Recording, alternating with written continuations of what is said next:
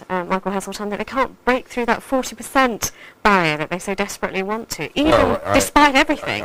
My own reading of it is that Gordon Brown, at a moment of crisis, showing energy and activity and acting on the world stage, is the best show in town. And people said, well, who's going to save us? There's only one person capable of taking these decisions.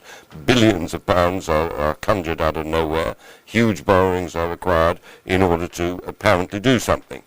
So I think that explains there's something of a bounce. But the quotations that are accumulating about how we're going to save jobs, businesses, mortgages, all that, every month that goes by, those quotations are going to be on the record as the figures go wrong. Right, and Neil Kinnock, some people have actually drawn the parallel, 92, recession, hard economic times, John Major, not the strongest man in the world, and yet he squeaks through. So in Gordon Brown's interest, perhaps? Partially for the reason that Michael spells out, that in difficult circumstances, and they were relatively difficult circumstances, you haven't got an electorate that's intending to undertake a radical change.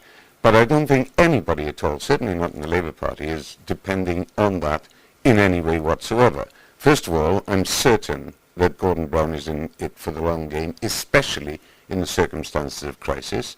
Secondly, I think that he, probably less than any other politician in the world, pays virtually no attention to the electoral consequences of getting on with the job, as he repeatedly says.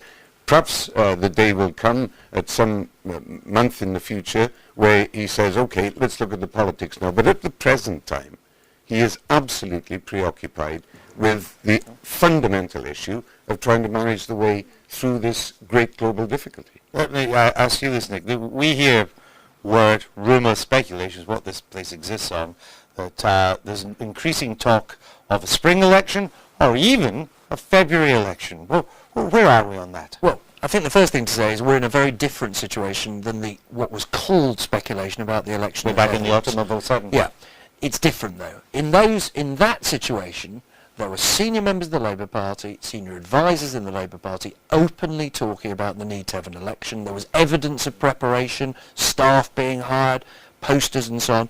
None of that is the case this time. I have not found senior Labour figures who are doing this. There are stories been out, particularly on the internet, about poster sites being booked, totally denied, meetings being held, totally denied. So the speculation just comes from the polls, really, and the sense that this could be the best it gets, and given what Tessa Jowell said on this programme a few days ago about how bad the recession would be, a sense that as Prime Minister, you might think this is as good a moment as you might possibly get. The problem, I think, briefly, that Gordon Brown would have is, how would he deal with Neil Kinnock's point? An unnecessary election, a distraction from dealing with... The Tories would say cut and run, wouldn't they? And ask that question that oppositions always do. Okay. What does he know that's round the corner? Okay. Just before we move on, let me put these two on the spot. I am the Prime Minister. Bear with me on this. I'm the Prime Minister. I'm thinking of going in the spring or even February. I don't have to go to 2010, but I'm thinking of going in the spring or in February of this year. What's your advice? My advice is, as it was in the autumn of 2007, which was, this week they are saying in the press, why no an election? The moment that you call it, the whole argument changes, and the question is, why an election? So you're telling me not to go? An election can only be called in circumstances in which either the national interest absolutely shouts out for it, or because you've reached a point in the term where an election is usual or legally necessary. That's it. So you're telling me not in any of those circumstances. You're telling me to wait to 2010?